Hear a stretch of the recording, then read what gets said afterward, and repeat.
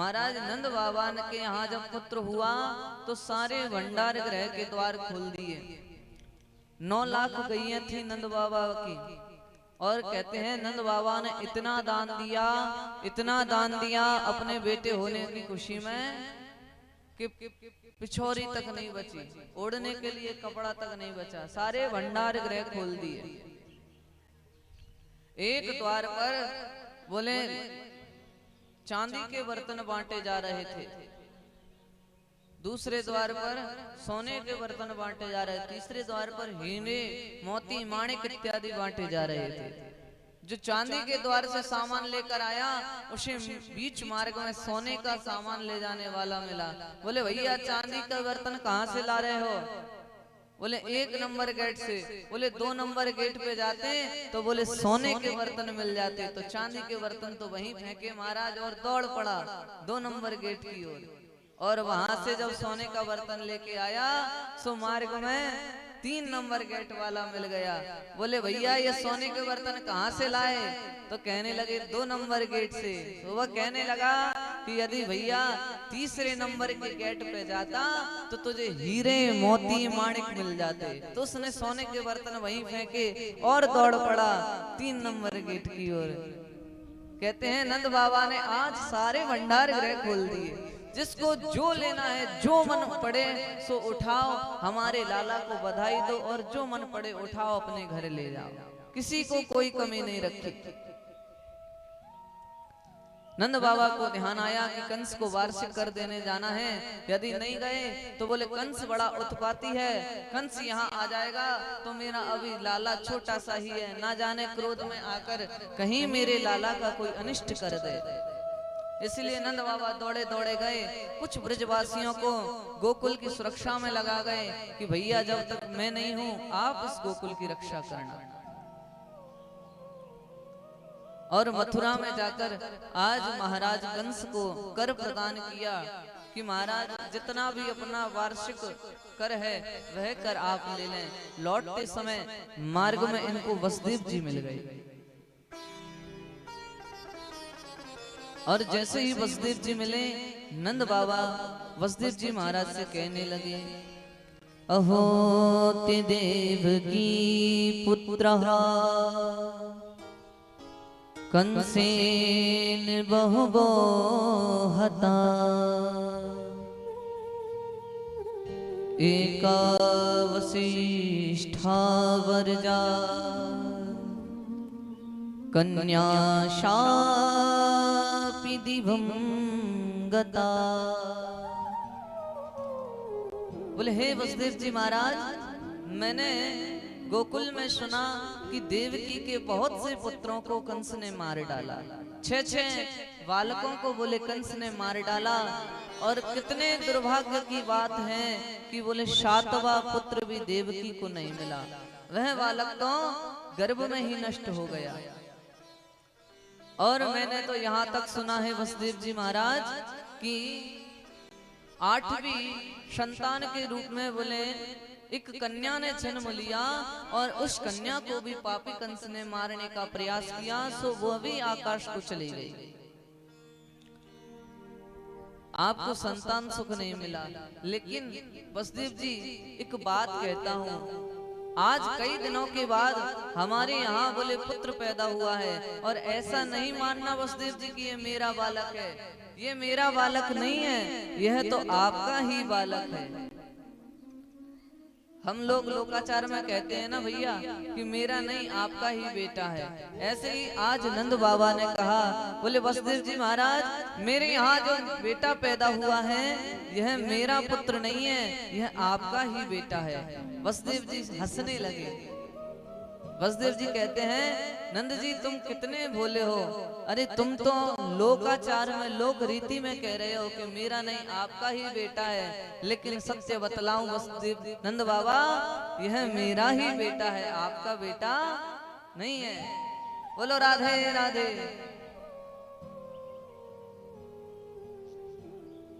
आज कंस को भय हो गया कि मुझे मारने वाला ब्रजमंडल में कहीं पैदा हो गया है, लेकिन कहां पैदा हुआ यह नहीं पता है। तुरंत दैत्यों की एक सभा बुलाई गई।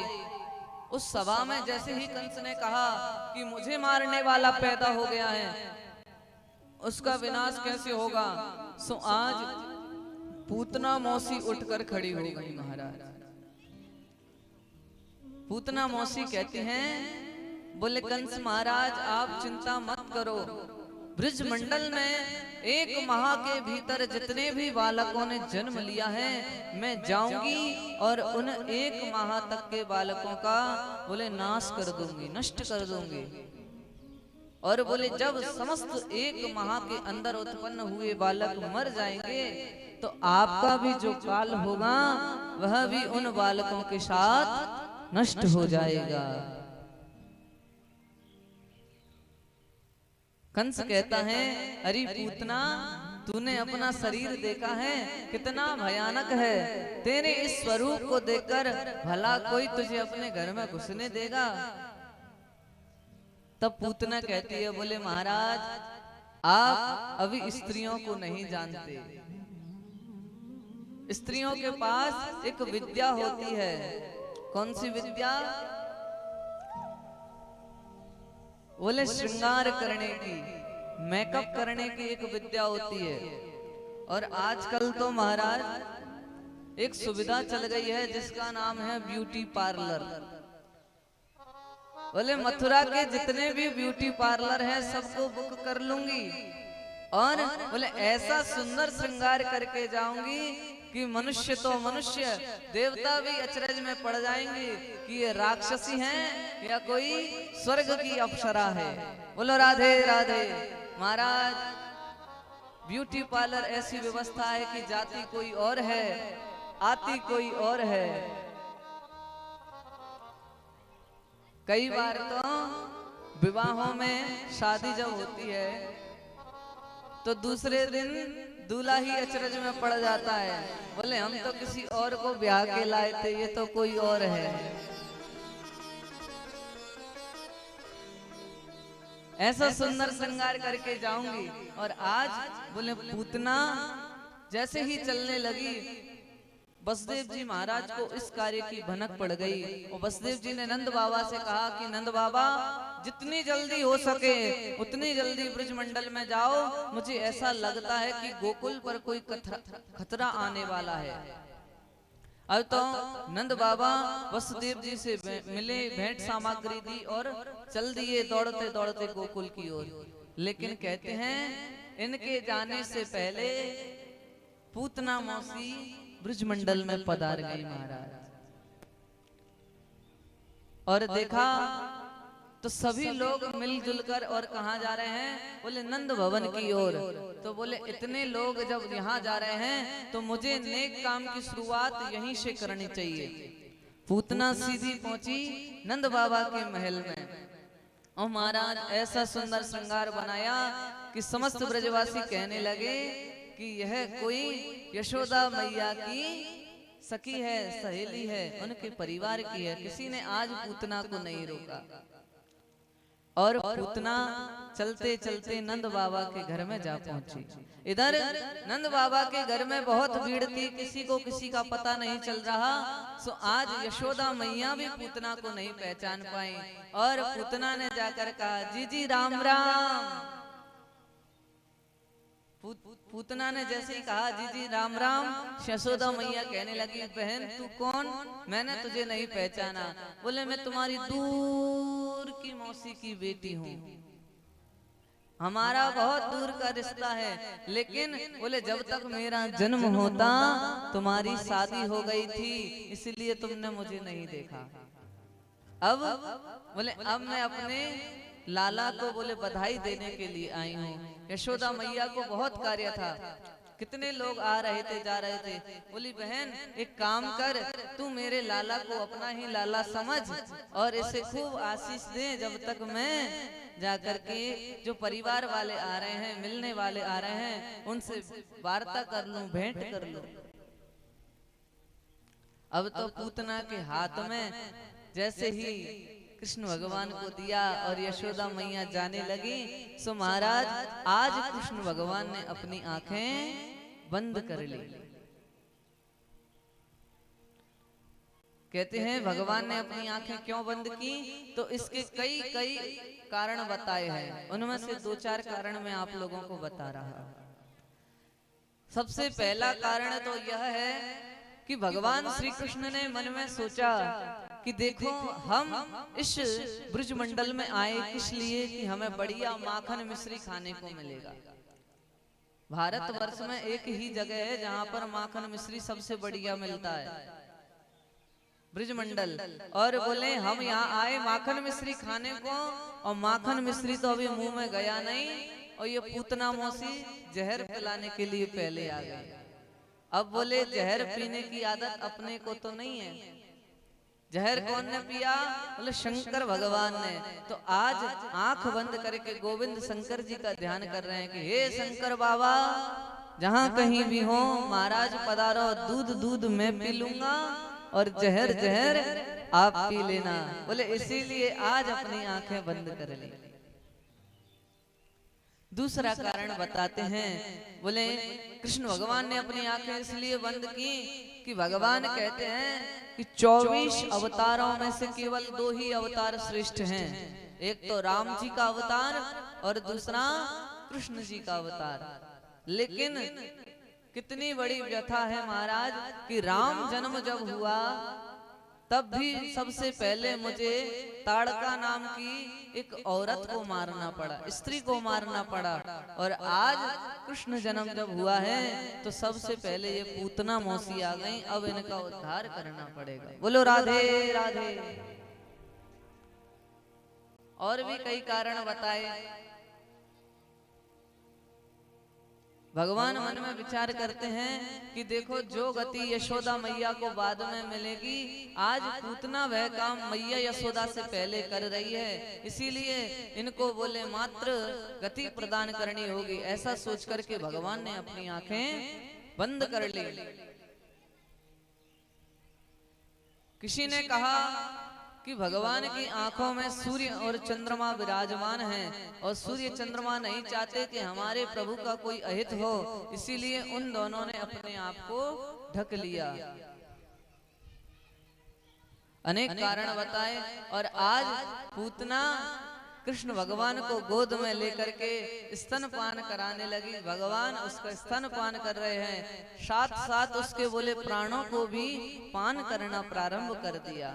और जैसे ही प्राणों को पान करना प्रारंभ किया, पूतना चिल्लाने लगी, अरे लाला छोड़, अरे कन्हैया छोड़ छोड़ छोड़ लाला छोड़। सो कृष्ण भगवान कहते हैं, बोले मौसी हमको तो केवल पकड़ना आता है, छोड़ना नहीं आता। जिसे एक बार पकड़ लिया उसे फिर कभी नहीं छोड़ा महाराज, हमें केवल पकड़ना आता है।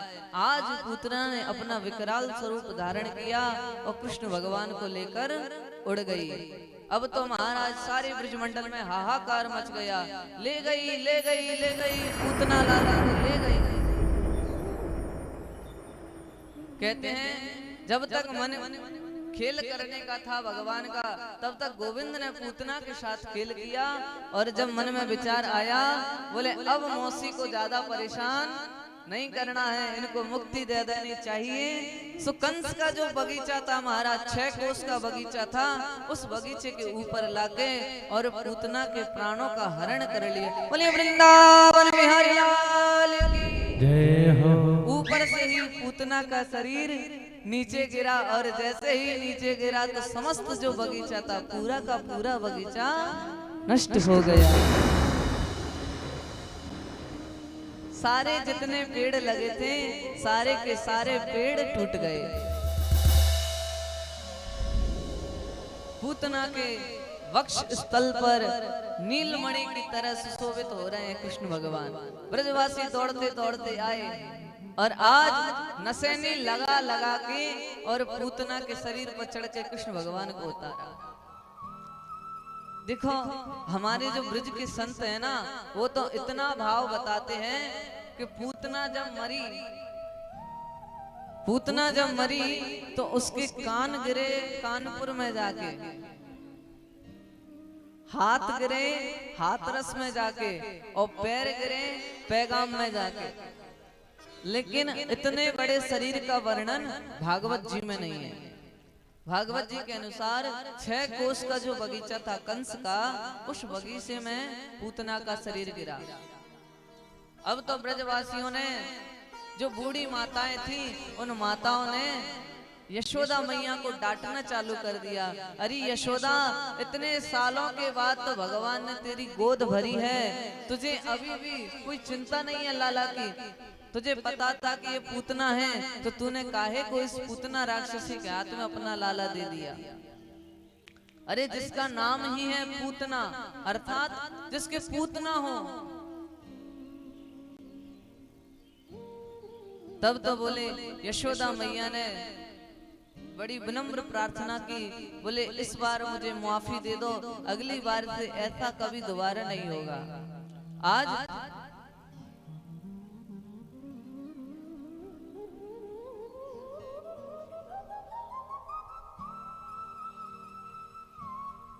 आज ब्रजवासियों ने पूतना के छोटे छोटे टुकड़े किए महाराज, और जैसे ही उन टुकड़ों को, शरीर के टुकड़ों को जलाया, तो उसमें से एक दिव्य सुगंध निकली। कहते हैं कि पूतना के शरीर को जलाने से सुगंध क्यों निकली? वो तो राक्षसी थी, खून पीती थी, बड़ी दुर्गंध आनी चाहिए थी, लेकिन खुशबू क्यों आई? तो कहते हैं कि भगवान ने इसके शरीर का स्पर्श कर लिया था, इसीलिए इनके शरीर से बोले दुर्गंध नहीं निकली, सुगंध ही निकली। आज पूतना का उद्धार कर दिया। इधर झाड़ा लगा रही हैं माताएं भगवान के नाम से कि हे गोविंद, आप हमारे लाला की रक्षा करो, हे कन्हैया, आप हमारे लाला की रक्षा करो। आज बोले भगवान ने पूतना का उद्धार कर दिया। बोले वृंदावन बिहारी लाल की जय। एक दिन यशोदा मैया अपने लाला को, लाला ने जब पहली करवट बदली ना महाराज जन्म होने के बाद, तो यशोदा मैया ने नगर भर में ढिंडोरा पिटवा दिया। बोले समस्त ब्रजवासियों को सूचित किया जाता है, मेरे लाला ने पहली करवट बदली है, आज करवट बदलने का बुलौआ है। और बुलौआ हुआ महाराज, सो बोले अब लाला को कहाँ छोड़ूं, किसी दूसरे की गोद में तो नहीं दे सकती। तो बैलगाड़ी के नीचे एक झूला बांधा कपड़े में, और उस बैलगाड़ी के ऊपर दुनिया भर के सामान रख दिए, नीचे कृष्ण भगवान को लेटा दिया। कृष्ण भगवान ने मन में विचार किया कि देखो मेरी मैया कितनी भोली है, इसको ये नहीं पता कि परमात्मा का स्थान ऊपर होता है और संसार का स्थान नीचे होता है। मैया ने भूलवश बोले संसार को ऊपर बिठा दिया है और परमात्मा को नीचे झुला रही है। लेकिन मैया ने गलती कर दी, तो बेटे का धर्म होता है कि मैया को सीधे रास्ते पे ले आए। आज सक्टासुर नाम का एक दैत्य आया, उस बैलगाड़ी के ऊपर बैठ गया। यशोदा मैया कृष्ण भगवान को पल्ले में झुला करके गई, और जो बच्चे खेल रहे थे उनसे कह दिया कि भैया मेरा लाला इस पल्ले में झूल रहा है, तुम उसकी जरा देखभाल करना। सक्टासुर आया महाराज, कृष्ण भगवान ने चरण बढ़ाया और जोर की लात दे मारी, सो आज गाड़ी पलट गई, संसार की जितनी वस्तु थी सब नीचे आ गई और गोविंद उनके ऊपर आ गए। और सक्टासुर नाम का जो दैत्य गाड़ी पर बैठा था कृष्ण भगवान को मारने के लिए, वह भी नीचे आ गया। उसके ऊपर संसार की वस्तुएं और उसके ऊपर भगवान विराजमान हो गए। आज बोले भगवान ने लीला करके सक्टासुर का वध कर दिया। बोले वृंदावन बिहारी लाल की जय। लगता है आज घर वालों ने सही में ही खाना कम दिया है,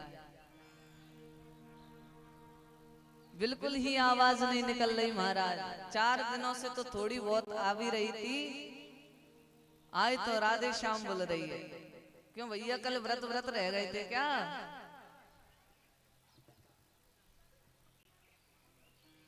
जैसे ही गाड़ी पलटी महाराज और सक्टासुर का वध हुआ, यशोदा मैया दौड़ी दौड़ी आई। पुनः वही जो बूढ़ी गोपियां थी उन्होंने कह दिया अब से यशोदा रानी तुमको बालक नहीं देंगे, तुमसे बच्चों की देखभाल नहीं होती है। तो यशोदा मैया रोने लग गई। जब रोना देखा तो माताओं का हृदय पिघल गया। और पुनः एक बार कृष्ण भगवान को यशोदा मैया की सुपुर्द किया और यशोदा मैया अपने लाला को पाकर बड़ी प्रसन्न हुई महाराज।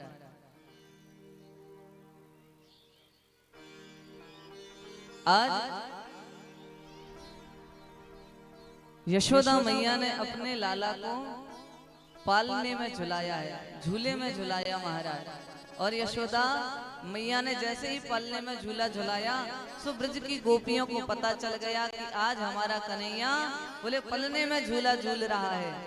समस्त गोपियां आज नंद भवन में आई और कहने लगी कि हम भी कृष्ण भगवान को, हम भी लाला को बोले पलना में झूला झुलाएंगे।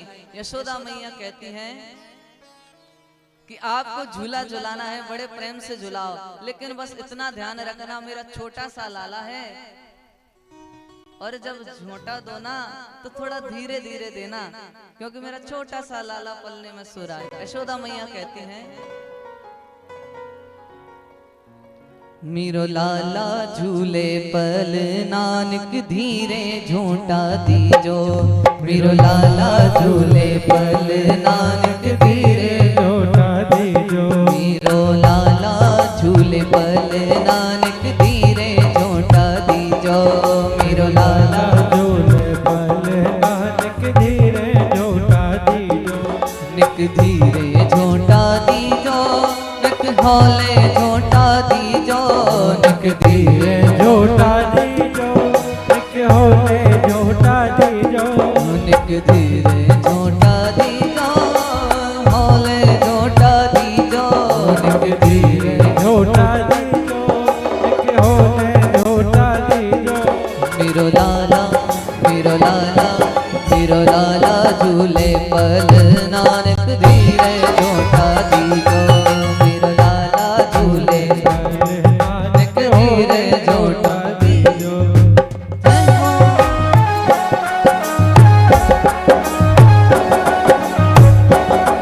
बोलिए वृंदावन बिहारी लाल की।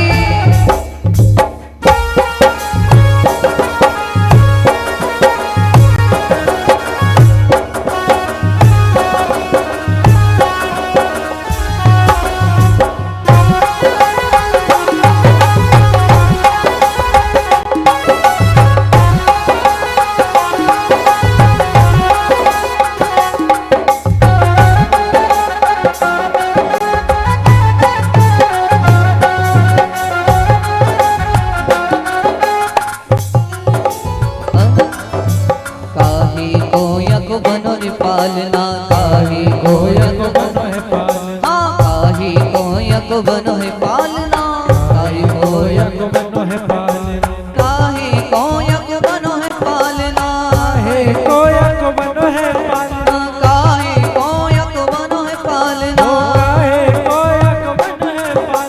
काहे कोयक बनो है पालना, काहे कोयक बनो है पालना, काहे काहे के लागे खुद नानक हौले झोंटा दीजो, काहे के लागे खुद नानक हौले झोंटा दीजो, कन्हैया झूले पल नानक धीरे झोंटा दीजो।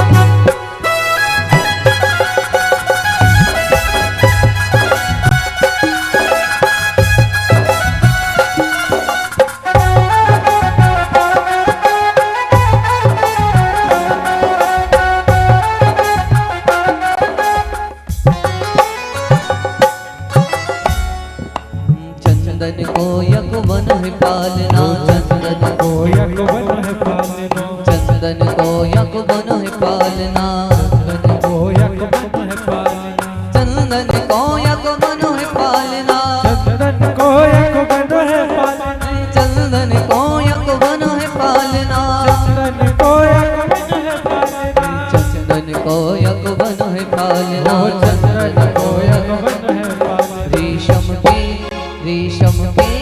रेशम के लागे फूद नानक होले जोटा दीजो, रेशम के लागे फूद नानक होले जोटा दीजो, मेरो लाला झूले पल ना धीरे जोटा दीजो, मेरो लाला झूले पल नानक धीरे जोटा दीजो। देखो भैया ऐसे आनंद नहीं आएगा, थोड़ा भाव ला, दोनों हाथ बिल्कुल सीधे, बोले वृंदावन बिहारी लाल की। मेरो लाला झूले पल नानक धीरे जोट दीजो, मेरो लाला झूले पल नानक धीरे जोटा दीजो, हाँ कन्हैया झूले पल नानक धीरे जोटा दीजो, मेरो कन्हैया झूले पल नानक धीरे जोटा दीजो, धीरे जोटा दीजो, होले जोटा दीजो, धीरे जोटा दीजो, होले जोटा दीजो, धीरे जोटा दीजो, होले जोटा दीजो, धीरे जोटा दीजो, होले जोटा दीजो। मेरो लाला मेरो लाला मेरो लाला झूले पल नानक धीरे जोटा दीजो, लाला झूले पल नानक धीरे जोटा दीजो, कन्हैया झूले पल नानक होले जोटा दीजो, कन्हैया झूले पल नानक होले जोटा दीजो, धीरे जोटा दीजो, धीरे जोटा दीजो, होले जोटा दीजो। बोले वृंदावन बिहारी लाल की जय हो। देखो कितना आनंद आया, एक बार हमारे संगीत वाले भैयाओं के लिए जोरदार ताली बजा। गले में दम वैसे नहीं है महाराज, लेकिन वो तो हमारे कीबोर्ड वाले दीपक भैया थोड़ी थोड़ी मदद कर देते हैं पीछे से, साथ में पंकज भैया पेट पे आहा। और आज तो सबसे बड़ी खुशी की बात बताऊं कि मन जैसा काम हो गया, पूछो क्या। आज ढोलक पे हमारे अलग भैया आए हैं, और अलग भैया आ जाते हैं ना तो चेहरे पे एक अलग सी मुस्कान आ जाती है। एक बार जोरदार ताली बजा दो अलग भैया के।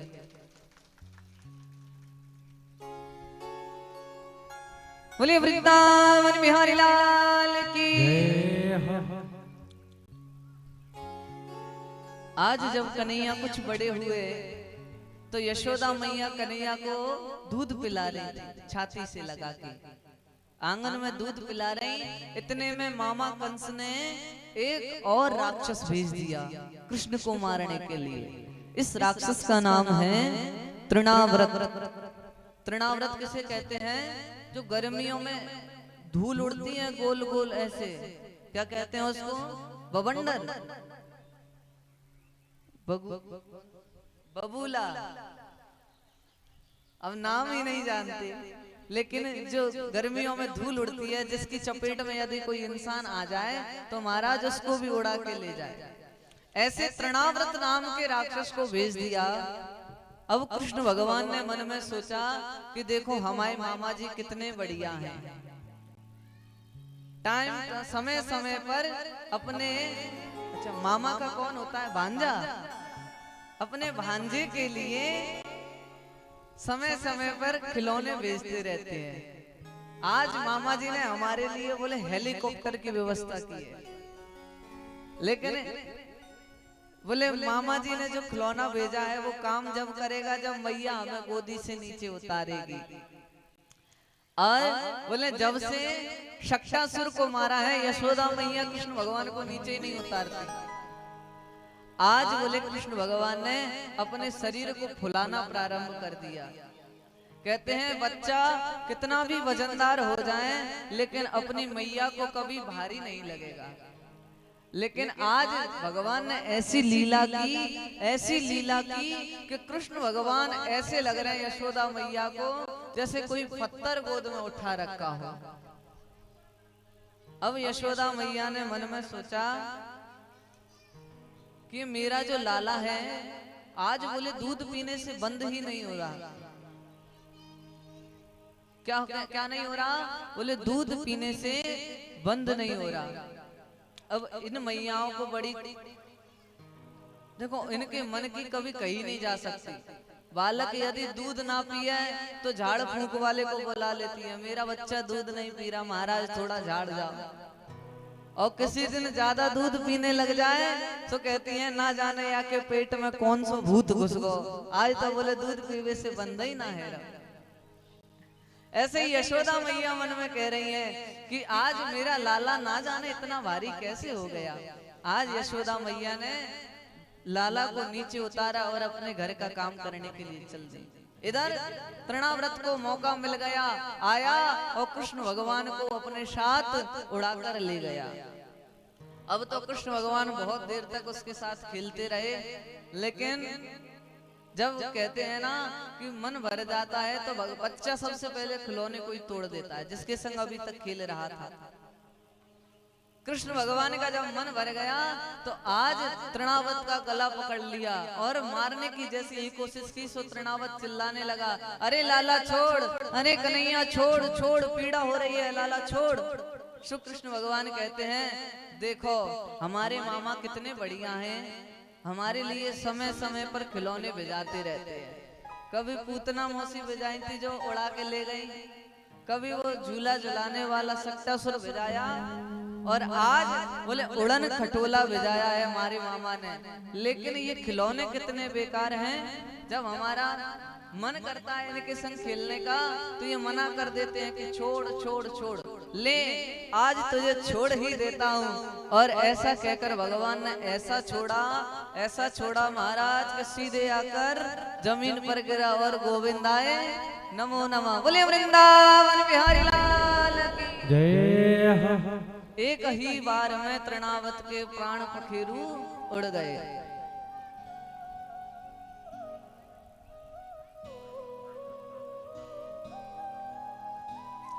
और जैसे ही तृणाव्रत का वध हुआ फिर वही लीलाएं प्रारंभ हुई। समस्त ब्रज गोपियां आई और कहने लगी, अरे नंद रानी तेरा बड़ो भागमान कि इतने इतने तेरे लाला पर बोले उत्पात हो रहे हैं, लेकिन वो तो नारायण तेरे लाला पर कृपा कर रहे हैं, या के ताई तेरा लाला आज जीवित है।